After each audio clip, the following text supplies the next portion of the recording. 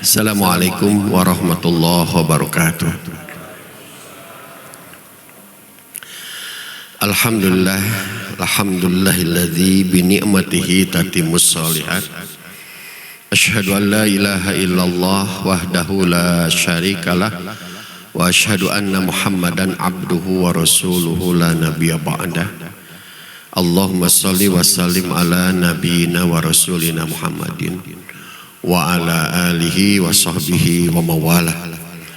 Qala Allah ta'ala fil Qur'anil Karim, a'udzu billahi minasy syaithanir rajim.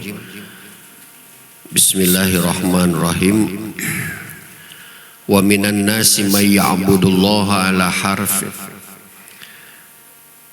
Fa in asabahu khairun itma'anna bih wa in asabathu fitnatun inqalaba ala wajhihi khasira dunya wal akhirah dzalika huwal husranul mubin. Asbahna ala fitratil Islam wa kalimatil ikhlas wa ala dini nabiyina Muhammadin sallallahu alaihi wasallam wa ala millati abina Ibrahim hanifah muslimah wa ma kana minal musyrikin. Alhamdulillah, Bapak-bapak, Ibu-ibu, jamaah Masjid Al-Ikhlas yang saya hormati dan mudah-mudahan dimuliakan Allah Subhanahu wa taala. Alhamdulillah, bersyukur di pagi hari ini ba'da kita melaksanakan salat subuh berjamaah, dengan izin Allah kita dapat dipertemukan dalam suasana tentu penuh dengan kebahagiaan, keceriaan, menyongsong hari ini dengan amaliyah ibadah kita, ya. Mudah-mudahan ini bagian daripada upaya kita menyempurnakan ketaatan kita kepada Allah Subhanahu wa taala. Insyaallah kalau kita mengawali hari dengan sesuatu yang baik, itu tentu akan memberikan kecerahan, ya, di saat-saat atau di aktivitas yang akan kita jalani, setidaknya sampai sore nanti atau sampai malam nanti menjelang kita istirahat. Oleh karena itu maka Rasulullah SAW juga memberikan kepada kita tuntunan, gitu ya, setiap menyongsong pagi itu dengan salah satu zikirnya. Salah satu zikirnya itu adalah asbahna ala fitratil Islam wa kalimatil ikhlas wa ala dini nabiyina Muhammadin sallallahu alaihi wasallam wa ala millati abina Ibrahim wa ma kana minal musyrikin. Jadi paling tidak 3 hal lah, gitu ya, yang menjadi bekal untuk menyongsong hari ini atau menyongsong setiap hari yang kita lalui itu. Sesuai dengan zikir tadi. Jadi asbahna ala fitratil Islam. Kami memasuki pagi itu dengan fitrah Islam, gitu. Jadi modal awal kita, ya, di mana anugerah terbesar bagi kita adalah fitrah, ya. Bahwa kita secara lahiriah atau sejak dari awal secara primordial, ya, sejak kelahiran kita itu sudah membawa fitrah, ya. Fitrah itu kan tauhid sebenarnya. Fitrah itu kesucian, ya. Jadi Islam intinya. Jadi fitrah Islam. Jadi modal atau bekal kita untuk mendapatkan keselamatan yang hakiki dunia dan akhirat adalah dalam fitrah Islam. Kemudian wa kalimatil ikhlas, kalimat-kalimat yang murni. Ikhlas itu kan sebenarnya al-ikhlas itu murni artinya. Bahkan kalimatul ikhlas juga bisa bermakna tauhid gitu. Tauhid. Jadi kalau tadi modal awalnya adalah Islam, kedua adalah kita punya keyakinan ya, dalam hidup itu yang disebut dengan tauhid, keyakinan akan adanya Allah dan segala kekuasaan yang meliputinya gitu. Sehingga untuk menyongsong hari kita tidak akan pernah merasa katakanlah pesimis dalam hidup ya. Selalu memiliki optimisme ya, tidak putus asa, selalu punya harapan gitu. Walaupun mungkin kita didera dengan berbagai macam persoalan kehidupan. Banyak masalah, urusan mungkin harta, rizki dan sebagainya lah gitu. Tetapi kalau kita memiliki keyakinan kepada Allah, balillahu maulakum wa huwa khairun nasirin. Allah itu penolong kita dan dia sebaik-baik penolong, pemimpin kita, pemandu kita. Maka keyakinan tauhid inilah yang akan memantapkan kita menyongsong hari. Kemudian yang ketiga, wa ala dini nabiyina Muhammadin sallallahu alaihi wasallam. Ya, kita berada dalam din ya, syariat, aturan, ajaran Allah yang disampaikan kepada junjungan kita Muhammad sallallahu alaihi wasallam.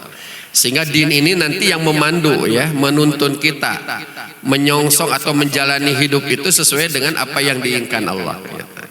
Tauhidnya kita sudah mantap, maka kita jalankan juga perintah-perintah Allah melalui apa yang disampaikan Rasulullah. Nah semuanya bingkainya itu wa ala millati abina Ibrahim. Karena ajaran Rasulullah ya itu tidak lepas daripada milah ya.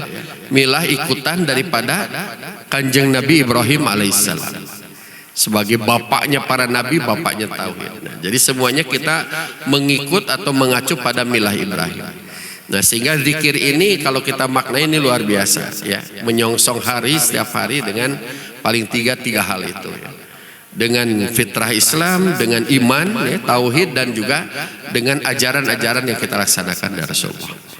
Hadirin jamaah rahimakumullah, pada kesempatan ini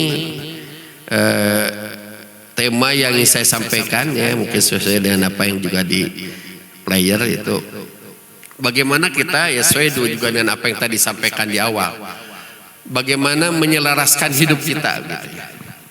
Menyelaraskan itu artinya kan bagaimana apa yang kita lakukan itu selaras, tentu dengan apa ya, tentu dengan acuannya tadi ya, bagaimana kita menyelaraskan dengan apa yang diinginkan oleh Allah.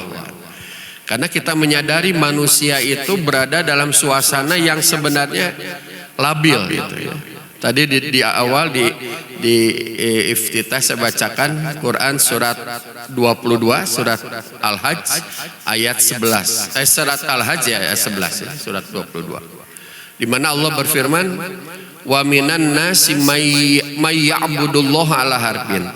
Dan di antara manusia itu ada orang-orang yang menyembah Allah ya, beribadah kepada Allah ala harfin gitu.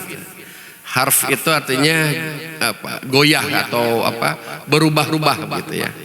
Atau kataan dimaknai kalau dalam terjemah itu adalah tempat yang sangat labil gitu ya, di tepian jurang, harfin itu.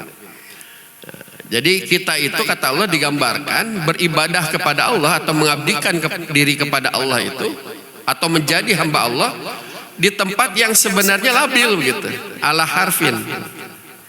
Sehingga Allah gambarkan ya, in asobahu khair, apabila ditimpa oleh Allah dengan kebaikan-kebaikan, itma'an nabi, dia akan merasa tenang, nyaman gitu. Jadi ketika Allah menganugerahkan kepada kita kenikmatan, rizki ya, kelapangan, pokoknya intinya kesenangan-senangan ya, dia akan merasa tentram, nyaman gitu ya gitu. Tetapi ketika Allah uji dengan fitnah ya, ujian-ujian, cobaan, wa in asobatu fitnatun inqalaba ala wajhi, kita membelakangi Allah gitu ya, berbalik membelakangi Allah gitu, membelakangi wajah Allah. Artinya sebaliknya tadi. Jadi kalau diberikan ujian-ujian berupa kenikmatan ya, dia merasa tentram, bahkan boleh jadi juga ibadahnya juga tentram. Tetapi ketika diuji dengan berbagai macam musibah gitu, atau musibah ya, musibah itu kan bisa baik bisa buruk ya. Musibah berupa keburukan, sesuatu yang tidak diinginkan, tadi disebut dengan al-fitnah gitu ya. maka dia berbalik begitu. Artinya membelakangi Allah, tidak lagi menyembah Allah gitu. Tidak lagi berada di tempat yang baik begitu. Nah itulah makanya disebut dengan goyah tadi. Nah, pada kata Allah, tindakan seperti itu adalah tindakan yang husrona mubina, kerugian yang nyata. Nah oleh karena itu kalau kita menyadari akan kondisi manusia ya, potensi kita manusia itu akan berada dalam suasana yang bolak-balik ya. Beruntung kalau kita sadar. Ini celakanya kalau kita tidak menyadari. Sehingga kalau kita sadar, segera nanti ketika suasana itu kita rasakan, misalkan ketika kita mungkin diuji dengan kekurangan, kemudian kita merasa membelakangi Allah, maka kita menyadarinya, maka kita akan berbalik lagi menuju Allah gitu. Terus begitu. Termasuk juga ketika diberikan kenikmatan, kita tidak lengah ya. Kita tidak menjadi, bahkan karena ada orang-orang yang diberi kenikmatan justru gitu ya, ada yang semakin jauh dari Allah juga gitu. Jadi kadang ada dua keadaan manusia itu. Bisa jadi diberi kenikmatan dengan Allah, diberi musibah fitnah atau ujian yang berat ya, ujian yang tidak mengenakan, dia jauh dari Allah. Atau di ayat lain bisa terbalik gitu.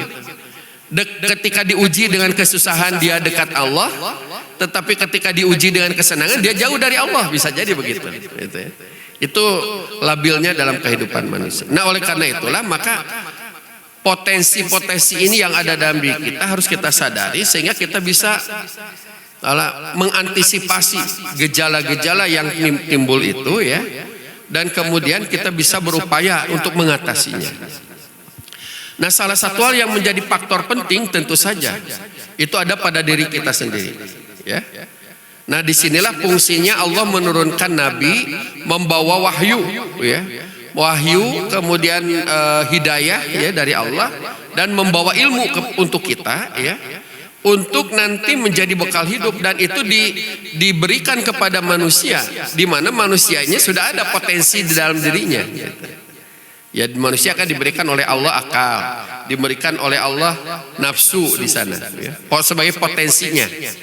Sehingga Nabi di dalam Al-Quran ya, Allah menggambarkan bahwa ilmu atau hidayah Allah itu diibaratkan dengan hujan yang sangat deras ya.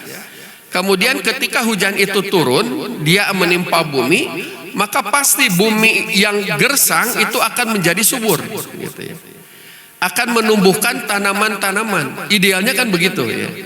Kalau turun hujan misalnya ketika sekarang kemarau cukup panjang, kemudian tanaman banyak yang mungkin sudah mulai tandus ya, tanah mulai tandus, tanaman juga tidak mau tumbuh, maka begitu datang hujan ya, berkali-kali datang hujan, maka nanti tumbuhlah gitu, karena tanaman itu pada dasarnya ada di dalam tanah kita ya, bibit-bibitnya kan tumbuh kembali ya.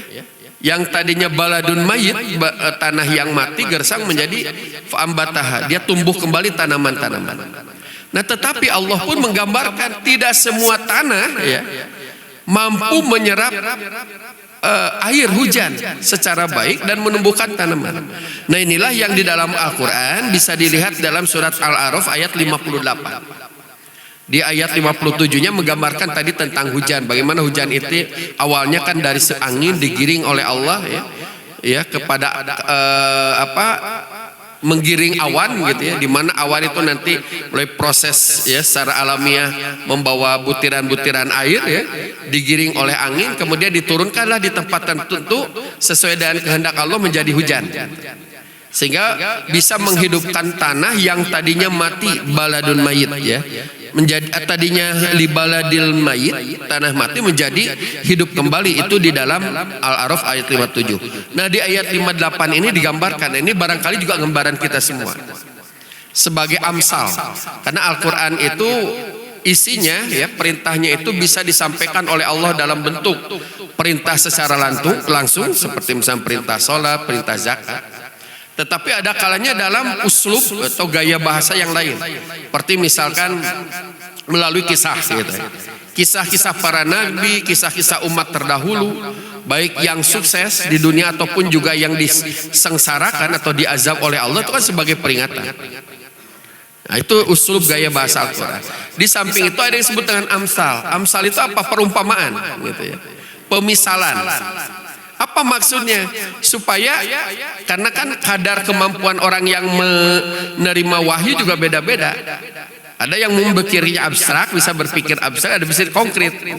Nah, yang berpikirnya kadang-kadang konkret suka menangkap yang abstrak. Maka oleh Allah dibuat pemisalan yang konkret gitu. Nah, salah satunya adalah perintah atau ilmu yang disebut dengan hidayah atau ilmu itu diibaratkan dengan hujan. Nah, hujan itu nanti akan menimpa bumi. Ya, dan bumi itu atau tanah itu nanti ada beberapa kategori. Maka Allah dalam ayat 58 itu menyebutkan wal baladut thayyibu yakhruju nabatuhu biizni rabbih walladzina khabusa la yakhrujuna ila nakida. Ya. Kadzalika nusarriful ayati liqaumi yashkurun.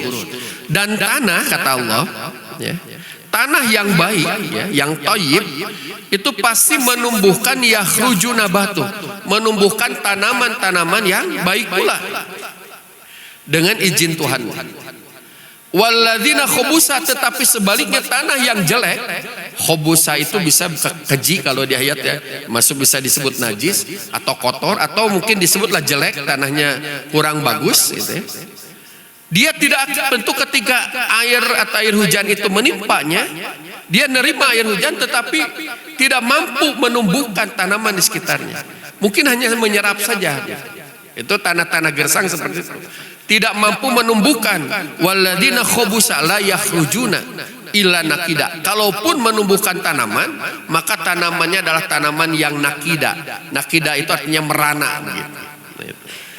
Artinya tanamannya jelek dibandingkan dengan pemisalan yang pertama.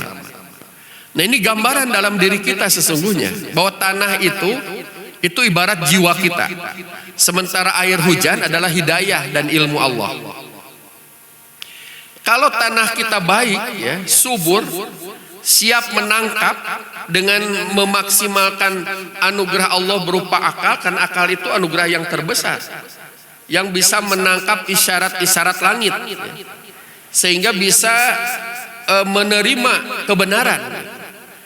Tetapi kalau akalnya dikendalikan nanti oleh hawa nafsu, yang dimana hawa nafsu itu kecenderungannya adalah amaratun bisu, kepada kejahatan, maka pasti akal tidak bisa nerima. Maka wahyu Allah itu datang sia-sia, tidak menumbuhkan amal. Kalau dia akalnya bersih, murni, maka dia akan melahirkan amal seperti halnya tanaman yang tumbuh. Tetapi kalau akalnya dikuasai hawa nafsu, maka hidayah dan ilmu yang Allah turunkan, ya, baik melalui para nabinya, yaitu Al-Quran, kitab-kitabnya, ataupun juga di alam semesta, tidak mampu menumbuhkan kebaikan, apalagi ketaatan kepada Allah. Itu. Sehingga dia menjadi seperti tanaman yang merana. Itulah gambaran daripada jiwa manusia, ya, atau potensi ada dalam diri kita yang harus kita sadari. Kita di posisi mana? Bahkan dalam sebuah hadis, bahkan ketika menafsirkan ayat ini, Ibnu Katsir misalkan mengutip sebuah hadis, termasuk di bawah Bazuaili dalam tafsir Al-Munir. Ada sebuah hadis Nabi, ya, yang mengatakan, Nabi juga membuat pemisalan, ya, masalu ma ba'asani Allahu minal huda wal ilmi.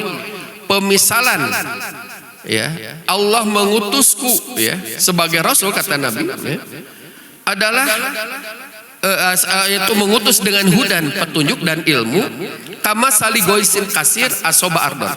Itu seperti hujan yang lebat yang menimpa bumi, gitu. Nabi pun mengibaratkan bahwa dirinya sebagai pembawa hidayah dan ilmu dari Allah, di mana dia diutus untuk itu, gitu. Itu diibaratkan, kata Nabi, kama saligoisin kasir, seperti hujan yang besar atau yang lebat menimpa asoba ardon, menimpa bumi, ya, seperti tadi tanah. Maka di situ nanti tanah pun, kata Nabi, pakaan nama minha nakiyatun, ada tanah yang nakiyah, tanah yang murni, yang subur, qabilatil ma, dia mampu menangkap air atau menampung air. Jadi tanahnya bisa menyerap air, kemudian bukan hanya menyerap air, fa'ambatatil kala'a wal usbal kasir, dia menumbuhkan di sekelilingnya tanaman-tanaman dan rerumputan yang lebat, gitu. Itu artinya tanahnya bagus tadi, baladun thayyib. Tetapi kata Nabi ada yang lain, wa kanati minhal ajadib, Tetapi ada yang tanah yang disebut dengan ajadib. Amsakatil ma, dia hanya menampung air saja gitu. Dia hanya menampung fanafa'allahu bihan nas fasyaribu wasaqaw wazara'u. Di mana tampungan airnya itu bisa dimanfaatkan oleh manusia sekitar untuk minum, untuk mungkin menyiram tanaman atau memberi makanan ternak. Tetapi ajadib ini dia tidak menumbuhkan tanaman di sekitarnya. Tetap saja gersang, tapi menampung air. Kira-kira mungkin tanah seperti tanah cadas lah gitu. Itulah ajadib. Nah, ada yang ketiga. Nah, ini yang ketiga itu kata Nabi, ini yang disebut dengan ki'an. Ya. Wa sobat min hataifatun ukhra innama hiya ki'an la tumsikul ma wa la tumbitul qala. Kalau yang ki'an itu dia tidak bisa menampung, tidak bisa menumbuhkan sekitar. Jadi airnya hanya lewat saja. Nah, kata Nabi, inilah gambaran fadzalika masalu man faqiha fid dinillah. Jadi gambaran orang yang dipahamkan agama karena wa nafa'ahu ma bahasani Allah dan memberikan kemanfaatan agama tersebut. Fa'alima wa alama, dia bisa memahami agamanya dan bisa mengajarkan orang lain, mengajarkan atau menyampaikan kembali. Wa masalu la yarfa'u bidzalika ra'sa. Tapi ada orang yang sama sekali tidak mampu mengangkat kepalanya gitu. Artinya tidak bisa ilmu itu bisa bermanfaat bagi dirinya gitu. Sehingga sia-sialah ilmu dan hidayah Allah. Ini gambaran tanah gitu. Jadi manusia itu kan tidak bisa lepas dari tanah ya. Apalagi manusia itu kan diciptakan dari tanah. Ini ada sedikit intermezzo ini selingin sebelum kita kurai lebih lanjut tentang hadis. Katanya kenapa manusia itu diciptakan dari tanah, tapi kenapa perilakunya beda-beda gitu kan, sama tanah. Nah, selidik punya selidik, ternyata tanah juga bisa beda-beda katanya. Jadi ada orang yang mungkin pribadi atau sikapnya itu sering amek-amekan, marah-marah. Oh, jangan-jangan itu dari tanah sengketa gitu. Ada yang orangnya itu ya tadi labil gitu ya, udah goyah. Oh, itu pasti diciptakannya tina tanah urugan gitu. Ada orang yang mungkin sukanya menakut-nakuti orang. Oh, cenah eta mah tina tanah kuburan gitu. Ibu-ibu yang suka belanja itu pasti diciptakannya dari tanah apa? Tanah Abang gitu. Karena Tanah Abang tempat belanja. Apa itu intermezzonya begitu ya. Artinya memang tanah itu punya potensi. Makanya dalam Al-Quran kan jenis-jenis tanah juga macam-macam ya. Disebut atin ya, ada solikal fahur ya, ada lumpur, ada bermacam-macam. Karena memang mungkin itulah potensi manusia juga bisa, atau apa, dari tanah pun melahirkan karakter-karakter yang berbeda. Nah, kembali kepada apa yang tadi Nabi sebutkan. Kita di posisi mana nanti ukurannya gitu? Ada di posisi mana? Apakah di posisi nakiyah, tanah seperti tanah nakiyah? Yang kedua adalah posisi tanahnya ajadib atau posisi ki'an gitu. Nah, tadi kata Nabi yang pertama nakiyah. Nakiyah itu adalah tanah yang subur. Yang ketika hujan itu sampai ke bumi, ke tanah tersebut, airnya bisa tertampung menjadi sebuah kolam gitu ya, menjadi telaga. Tapi tidak hanya dia menampung, di sekitarnya juga membuat tanahnya menjadi subur gitu, menanamkan tumbuhan-tumbuhan gitu. Sehingga apa? Dia memberikan kemanfaatan bagi dirinya juga orang lain gitu. Tanah di sekitarnya jadi subur, tidak gersang. Buktinya ada tanaman dan airnya bisa dimanfaatkan orang begitu. Bahkan tanamannya juga dimanfaatkan orang. Inilah gambaran dari orang-orang mukmin. Orang mukmin itu ketika Allah menerima atau menurunkan ilmu hidayah, bagi dirinya dia bermanfaat, akan semakin menguatkan akidahnya, semakin menguatkan keyakinannya. Tetapi bukan hanya itu. Refleksi dari keimanan dan ketauhidannya itu adalah implementasinya dalam kehidupan sehari-hari, melahirkan amal soleh. Itulah orang mukmin gitu. Seperti nakiyah tadi, bukan hanya untuk dirinya dia bagus, baik, tetapi juga untuk bermanfaat bagi orang lain. Dan ciri orang mukmin yang baik kata Rasulullah kan adalah yanfa'ul linnas. Jadi bermanfaat bagi manusia. Ya. Sebaik-baik manusia itu kan yang bermanfaat, memberikan kemanfaatan. Jadi kita belum dikatakan beriman yang sempurna kalau tidak memberikan kemanfaatan di tengah-tengah manusia. Apalagi kalau mendatangkan kemadaratan gitu. Tidak bermanfaat saja sudah tidak disebut beriman. Nah, oleh karena itulah maka ajaran-ajaran Allah itu sejatinya itu pertama adalah ada proses yang sering disebut dengan internalisasi. Ajaran itu benar-benar kita resapi, kita maknai dalam diri kita, ya. Kita benar kaji, pahami gitu. Kemudian nanti akan melahirkan ibadahnya, ya, melahirkan amal soleh bagi orang lain.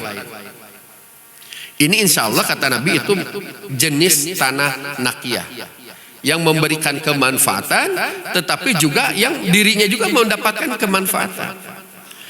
Nah, yang kedua itu ajadib. Yang ajadib itu tanahnya bisa menampung air, memberikan kemanfaatan bagi orang lain, ya.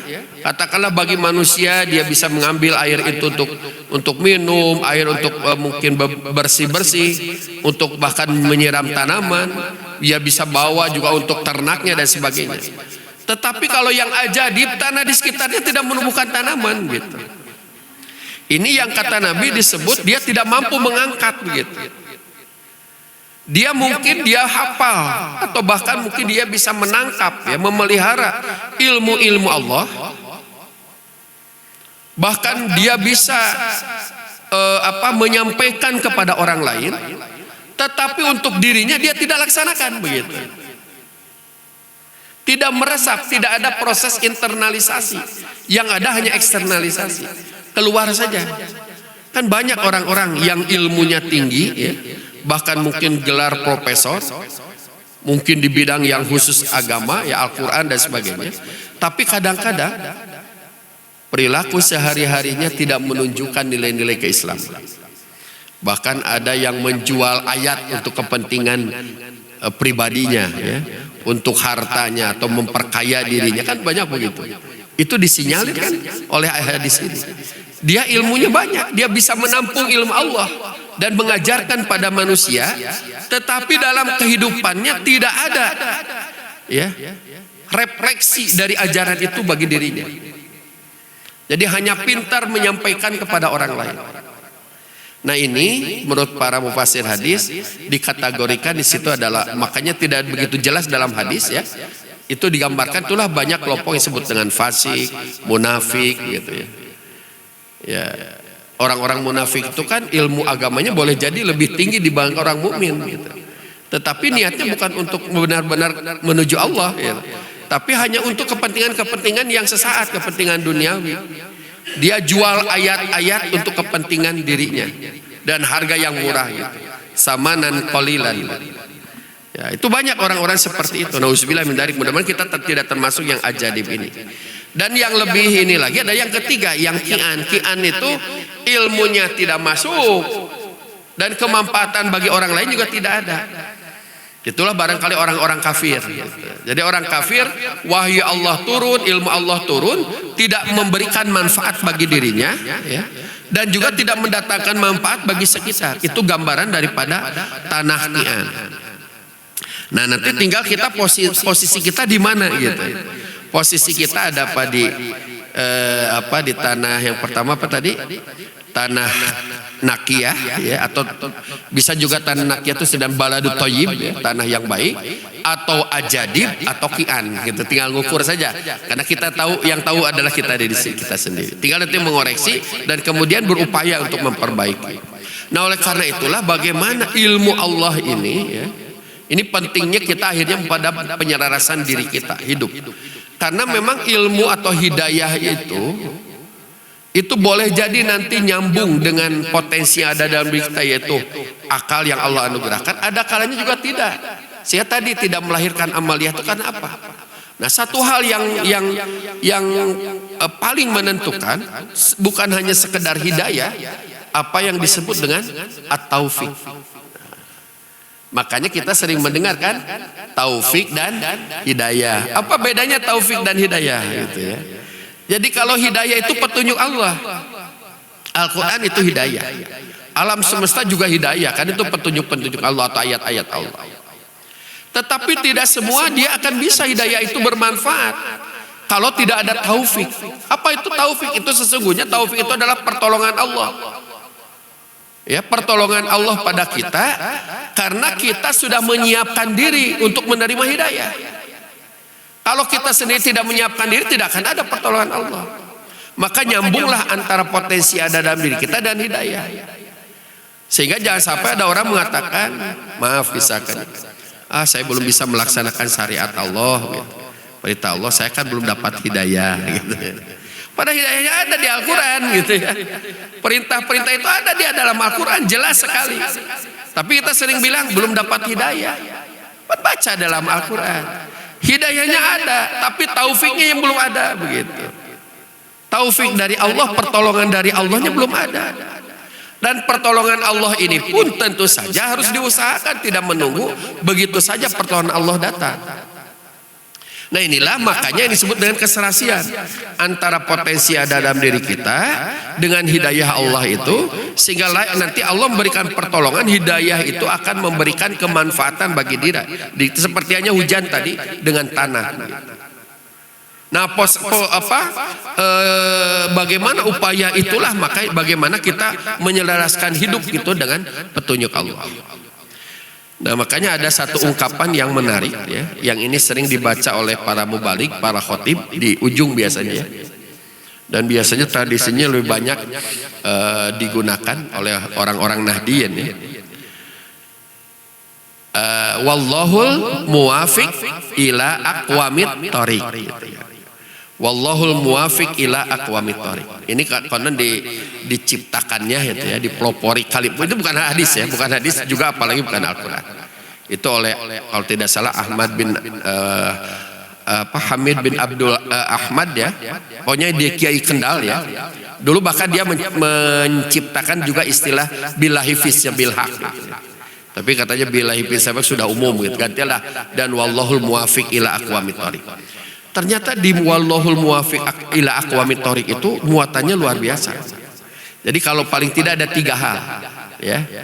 Wallahul muwafiq ila aqwamit thoriq. Pertama wallahu itu apa? Artinya menunjukkan nilai-nilai atau ketauhidan. Jadi wallahul muwafiq ila aqwamit thoriq itu kalau diterjemahkan dan Allah yang menunjukkan tadi. Muwafiq itu dari kata wafaqo atau lahirlah kalimat taufik tadi. Wafaqo itu keserasian, keselarasan atau kesamaan. Dalam surat An-Naba kan disebutkan misalkan Bapak ada satu ayat ya, di situ Allah akan berikan balasan yang setimpal. Jazaa wifaqo itu kan. Balasan yang setimpal. Wifaqo itu hanya setimpang, seimbang atau selaras. Nah, wallahul muwafiq, maka Allah yang menunjukkan gitu. Wallahul muwafiq ila kepada aqwamit thoriq.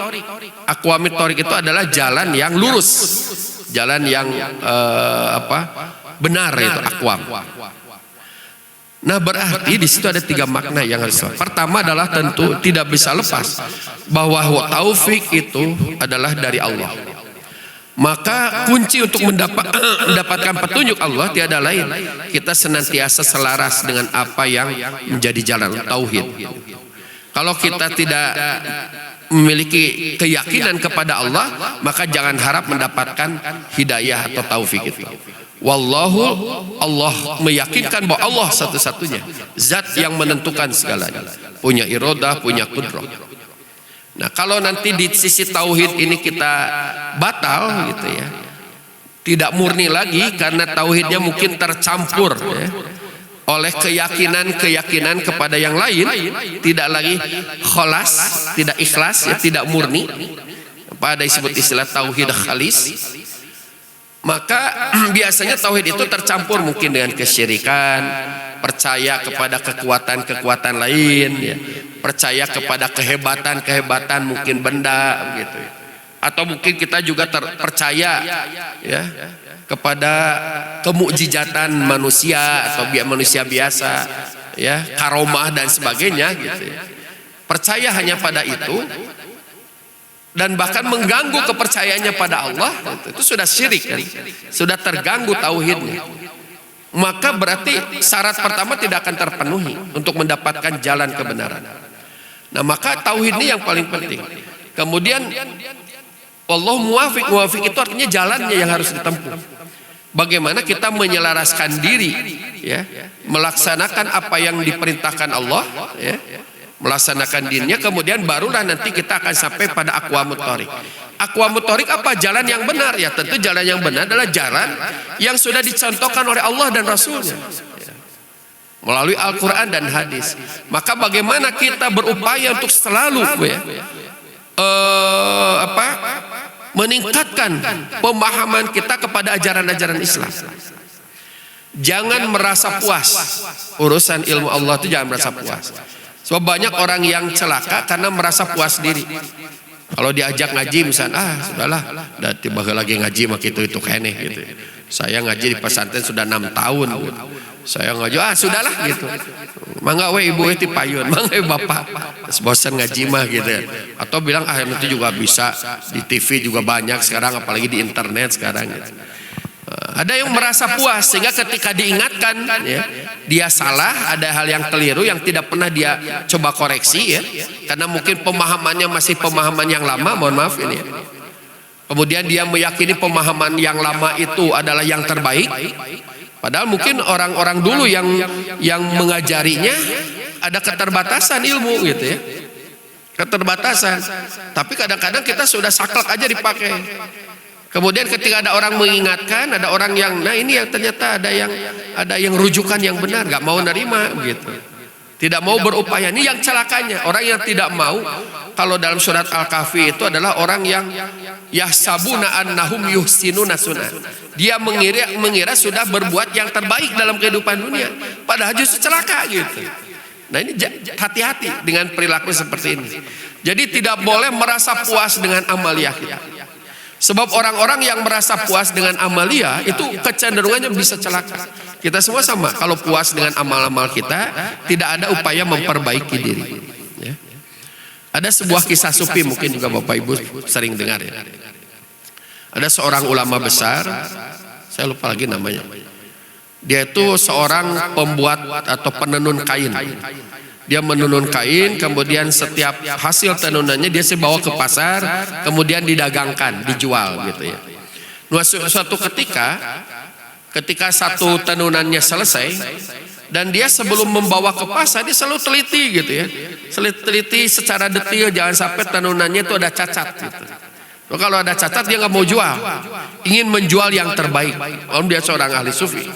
Maka akhirnya ketika suatu saat dia memeriksa kainnya, dan dalam anggapan dirinya sudah diperiksa itu ternyata sempurna lah begitu menurut dirinya. Dia bawa ke pasar, didagangkan. Lainnya kemudian ada orang yang membeli. Nah, ada orang membeli, ada yang menawar, meriksa. Ternyata, ya, di luar pengetahuannya ternyata ada satu titik gitu, atau satu tempat yang tidak, itu ada cacat ternyata di kainnya. Akhirnya seorang itu yang semula sudah senang mau beli, tidak jadi. Wahai Syekh, saya nggak jadi beli, ternyata ini ada yang cacat. Ya si kiai itu kaget, ya, ulama itu kaget. Kemudian tapi dia tidak marah gitu, ya, tidak marah dan tidak menutup atau tidak. Kalau kita mungkin beralasan, itu paling tadir dan sebagainya. Enggak, dia ambil, nggak apa-apa. Kemudian dia duduk di belakang dan dia menangis. Gitu. Si pembeli ini kaget dan dia merasa bersalah. Apalagi yang jualnya ada seorang syekh. Aduh syekh, gitu. Maaf saya mungkin menyinggung perasaan Anda. Baiklah, saya beli berapapun gitu, yang syekh mau jual berapapun, biar kekurangannya itu saya tutupi saja. Saya beri. Enggak, kata dia. Saya menangis bukan karena engkau tidak jadi beli, tapi saya menangis karena saya merenungkan hidup saya. Takut saya seperti kain ini. Saya sudah periksa sebelum dijual, itu sudah periksa secara detail, kain ini adalah sudah yang terbaik, tidak ada cacat. Dan ternyata engkau ketahui bahwa ada cacat. Saya khawatir amalia saya selama ini yang saya sudah pandang baik, sudah pandang bagus sesuai dengan perintah Allah. Saya khawatir Allah yang maha teliti itu tahu ternyata kekurangan saya dan tidak mau menerima amal saya sebagaimana engkau tidak mau menerima kainku. Itulah yang menyebabkan menangis gitu. Nah, itu luar biasa gitu, ya. Jadi kadang-kadang kita mungkin, ya, kadang-kadang kita merasa puas dengan amalnya, sudahlah, tidak perlu lagi menambah. Padahal ternyata dia pandangan Allah boleh jadi, ya, apa yang kita lakukan ternyata banyak kekurangan. Sehingga di dalam Al-Kahfi itu sebutkan kan, kul hal nunabbiukum bil ahsarina a'mala alladziina dhalla sa'yuhum fil hayati dunya wa hum yahsabuna annahum yuhsinuna sunna. Kata Allah, katakanlah, maukah engkau kabarkan tentang orang yang paling rugi amalnya, ahsaru amal. Siapa yang paling rugi itu? Alladziina dhalla sa'yuhum fil hayati dunya. Itu orang yang paling sengsara atau sesat dalam kehidupan dunia, ya. Hidupnya tidak sesuai dengan Allah, perintah Allah, tetapi yahsabu annahum yuhsinuna sunnah, tapi seakan-akan dia sudah merasa yang terbaik begitu. Kalau dinasihati nggak mau, ditegur juga enggak, apalagi misalkan mungkin yang menegurnya malah yang dimarahi gitu. Jadi seolah sempurna saja gitu. Hidupnya tuh merasa sempurna. Dikritik nggak mau, gitu. Orang-orang memperbaiki nggak mau, mengoreksi nggak mau. Sudah merasa paling hebat saja. Ini justru yang paling celaka. Nah, oleh karena itulah maka upaya diri kita itu ya seperti tadi, berupaya untuk memperbaiki kualitas hidup kita, sehingga nanti jangan sampai nanti ya apa yang kita lakukan malah menjadi sesuatu yang sia-sia. Bahkan kita seakan-akan sudah berhadapan dengan Allah, kemudian sudah siap menerima apa? Surga dari Allah. Tahu-tahu ternyata gitu, ada amal kita yang menyebabkan kita masuk neraka. Ya kamu amalnya banyak, kamu bisa membangun masjid, kamu beramal pada orang lain. Kamu apakah tidak sadar bahwa kamu pernah menyakiti tetangga kamu dan tetangga kamu tidak pernah mau memaafkan gitu? Ya, maka dalam hadis ada disebut dengan al-muflis. Atadruna manil muflis? Ya, tahukah kamu orang yang muflis? Siapa muflis itu? Bukan orang yang rugi dalam jual beli ya. Tetapi yang muflis itu yang datang kepada Allah, dia membawa pahala sholatnya, pahala zakatnya, pahala ibadah-ibadahnya, tetapi pada saat yang bersamaan ada orang-orang yang menuntut. Ada orang-orang yang satamahada, wasafakodamahada, ada yang mungkin dihina, ada yang ditumpahkan darahnya, ada yang kena pukul kita, yang tidak kita sengaja, kemudian di hadapan Allah menuntut. Ketika kita sudah hampir seakan-akan yakin dengan masuk surga, ternyata datang orang menuntut kita, sehingga pahala kita diberikan kepada orang itu. Kemudian nanti ada lagi yang nuntut, pahalanya yang satu berikan, terus dibagikan. Akhirnya habis pahala kita. Masih ada yang nuntut. Ya Allah, saya menuntut keadilan, saya dulu pernah disakiti. Wah, ternyata ini sudah habis pahalanya gitu. Yang maneh mah beakeun gitu, kira-kira begitu. Ya udahlah, kamu mah dosa kamu ada nggak? Ini dosamu, berikanlah kepada dia. Ini yang nuntut belakangan itu yang tidak dapat pahala diambil dosanya. Untung juga kan? Ya dapat pahala nggak apa-apa, yang penting dosanya dibersihkan. Maka akhirnya apa? Turiha finnar. Akhirnya dihempaskan ke dalam neraka. Sudah pahalanya habis, numpuk dapat dosa dari orang lain.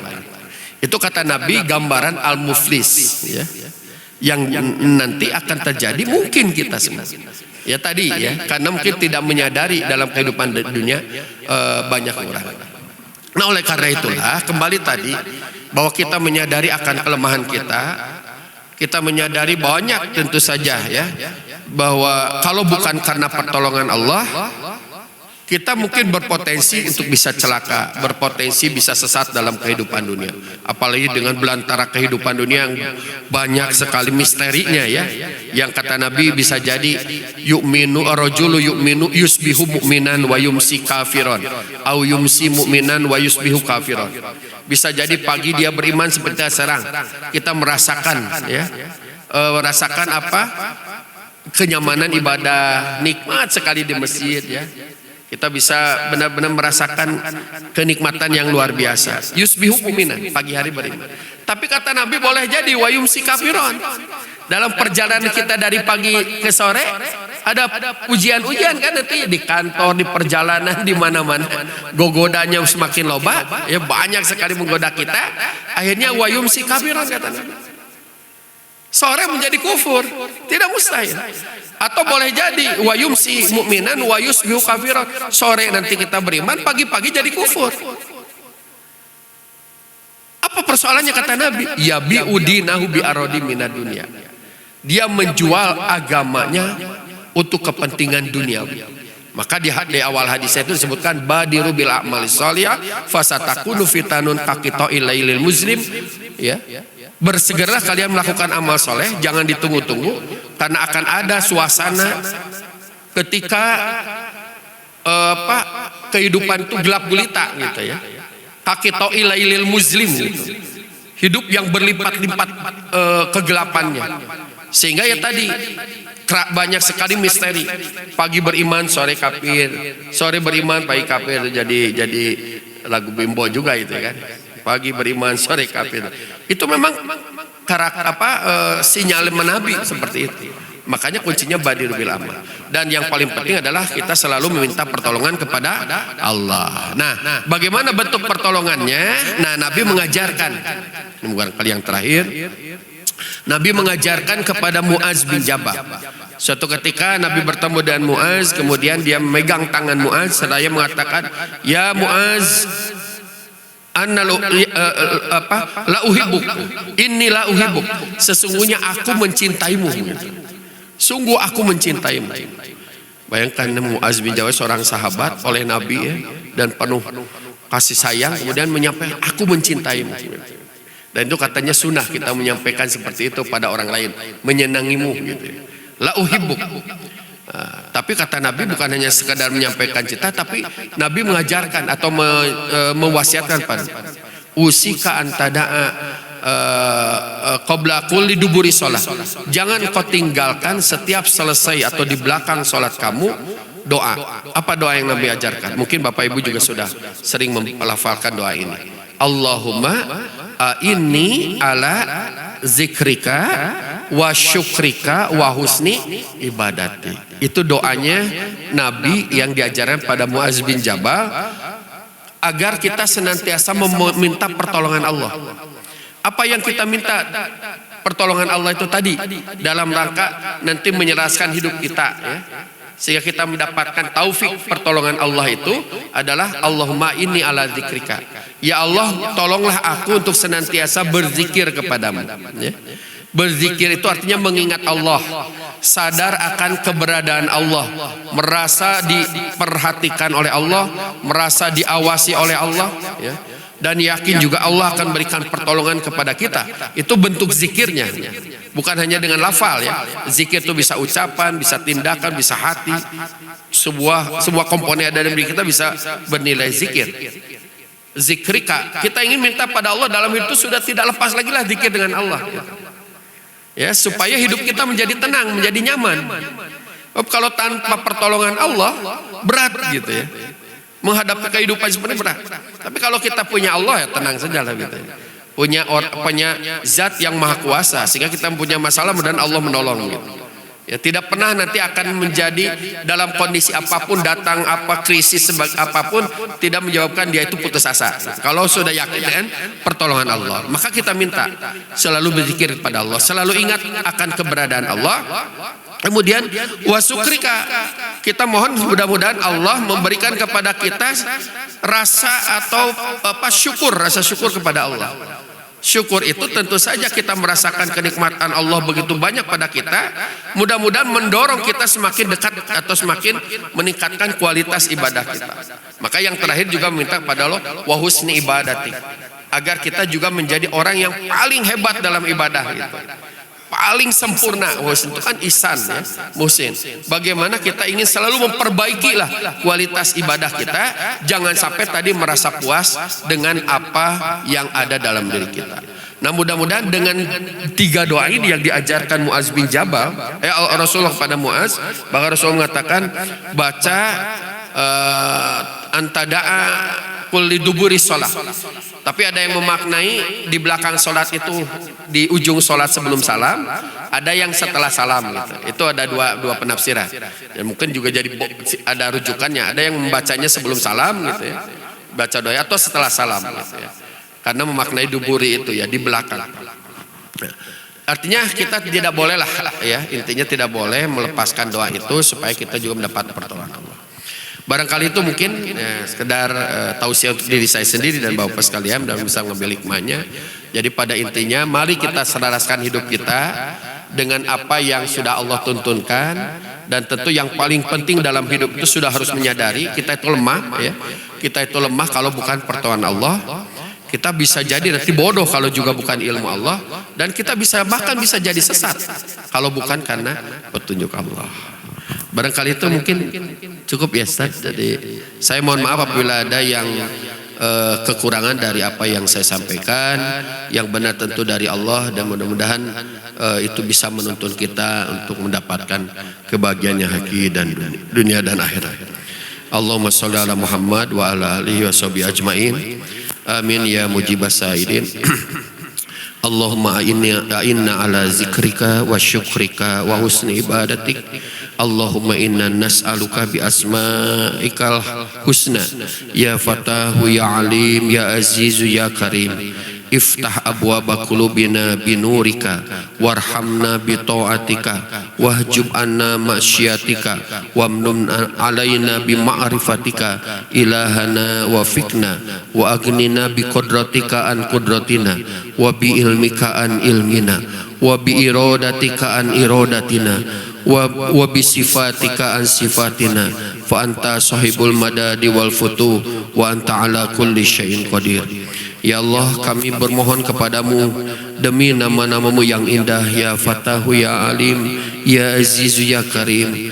Bukalah pintu-pintu hati kami dengan siraman cahayamu. Rahmatilah kami dengan ketaatan kepadamu. Lindungilah kami dari kedurhakaan terhadapmu, serta karunialah kami curahan ma'rifatmu. Ya Allah, anugerahkanlah kami taufikmu. Jadikanlah kami berkecukupan dengan kuasamu, bukan dengan mengandalkan kemampuan kami. Dan dan jadikanlah kami berkecukupan dengan ilmumu, bukan bersandar pada ilmu kami. Dengan kehendakmu, bukan mengikuti kehendak kami. Dengan sifat-sifatmu, bukan menghiasi diri kami dan sifat dan kekurangan kami. Engkaulah Maha Pemilik pertolongan dan anugerah, dan Engkau Maha Kuasa atas segala sesuatu.